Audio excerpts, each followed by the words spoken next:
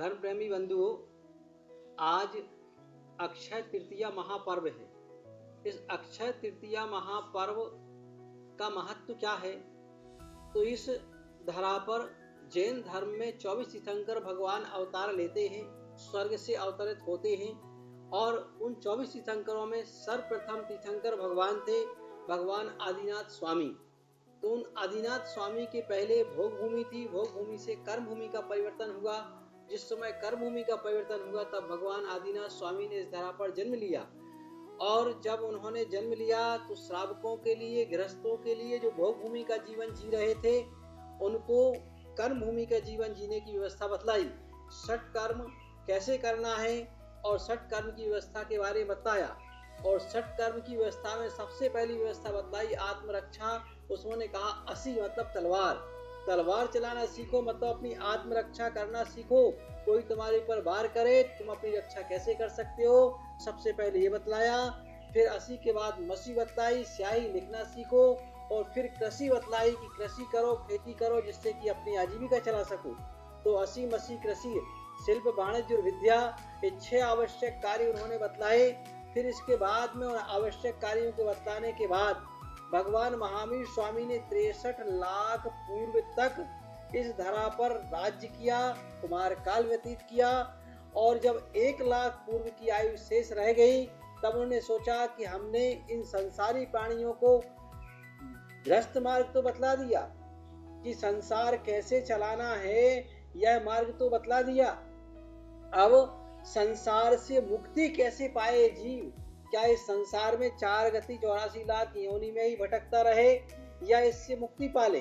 तो मुक्ति पाने के लिए उन्होंने का इस मुक्ति का मार्ग बतलाया और मुक्ति के मार्ग बतलाने के लिए बतलाया कि जिस समय समस्त परिग्रह का त्याग करो और समस्त परिग्रह का त्याग उन्होंने करके आज की वह तिथि जो वैशाख शुक्ल तृतीया के दिन भगवान आदिनाथ स्वामी ने दीक्षा ली और दीक्षा जहाँ पर इंद्रों ने आकर के उनकी दीक्षा का उत्सव मनाया और वह वट वृक्ष के नीचे बैठ कर के दीक्षा ली और 6 महीने तक उन्होंने तप किया और 6 महीने तक तप करने के पश्चात जब भगवान आहार के लिए निकले तो देखा कि आहार की व्यवस्था कोई नहीं जानता था कि आहार कैसे भगवान को दें, क्योंकि कर्म भोग भूमि से कर्म भूमि परिवर्तन हुआ था। कभी मुनियों को देखा नहीं था कि आखिर दिगंबर मुनि कैसे होते हैं। जब वह आहार के लिए निकले तो सारी व्यवस्था कोई जानता ही नहीं था कि नवदा भक्ति क्या होती है, कैसे भगवान आहार लेते हैं, इस व्यवस्था को कोई नहीं जानता था।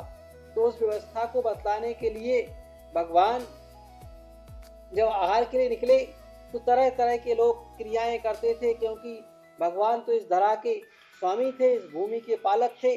तो सभी लोग तरह तरह की क्रियाएं करते थे, लेकिन कोई नहीं जानता था कि आहार कैसे दें। उसी समय राजा श्रेयांश और राजा सोम, उसमें श्रेयांश जो राजा सोम बड़े भाई थे, श्रेयांश छोटे भाई थे।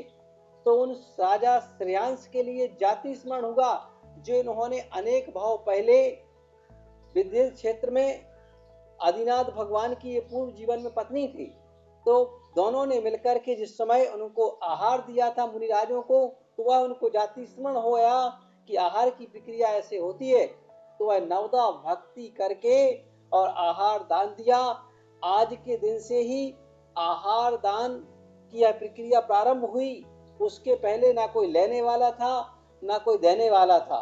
तो आहार दान की प्रक्रिया के कारण ही यह तिथि अक्षय तृतीया नाम से प्रसिद्ध हुई। अक्षय तृतीया इसलिए हुई क्योंकि भगवान तीर्थंकर भगवान जिस समय दीक्षा लेते हैं तो उनके लिए 63 रिद्धियां प्राप्त हो जाती हैं दीक्षा लेते ही साथ। एकमात्र केवल ज्ञान की रिद्धि बाकी रहती है। तो उन 63 रिद्धियों के पालने के बाद का भगवान आदिनाथ स्वामी ने, तो उसमें जो आहार भगवान को देता है उनका आहार अक्षय हो जाता है, कभी क्षय को प्राप्त नहीं होता है। उनका आहार भी अक्षय होता है, उनका पुण्य भी अक्षय हो जाता है। इसलिए अक्षय तृतीया नाम से यह तिथि प्रसिद्ध हुई। तो इस तिथि के कारण आज से आहार दान की परंपरा प्रारंभ हुई थी। चूंकि वह भी काल भोग भूमि का ही था, क्योंकि भगवान आदिनाथ स्वामी कुछ समय पहले ही हो गए, कर्म भूमि का काल आने के पहले ही। तो इस तरह ये प्रक्रिया प्रारंभ हुई और आज से तिथि दान की प्रारंभ हुई। तो दान सर्वोपरि दान हुआ करता है। वैसे जिन आगम में 4 प्रकार का दान बतलाया है, उन 4 प्रकार के दानों में सबसे प्रमुख दान होता है आहार दान। वैसे चारों दान अपने आप में महत्वपूर्ण हैं, लेकिन आहार दान को हम इसलिए श्रेष्ठ मानते हैं क्योंकि इसी दान में मात्र 5 आश्चर्य होते हैं, देव प्रसन्न हो जाते हैं। अन्य 3 दानों में कभी हमने 5 आश्चर्य होते हुए नहीं देखे हुए हैं, इसलिए नहीं पढ़े हुए हैं। इसलिए यहाँ पर अक्षय तृतीया प्रसिद्ध हुई। तो आहार दान का इतना बड़ा मूल्य हुआ करता है।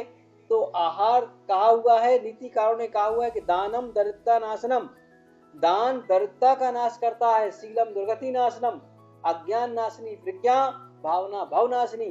कहा है कि दान दरिद्रता का नाश करता है। तो इस समय दरिद्रता का नाश करने के लिए दान की परंपरा चली हुई है।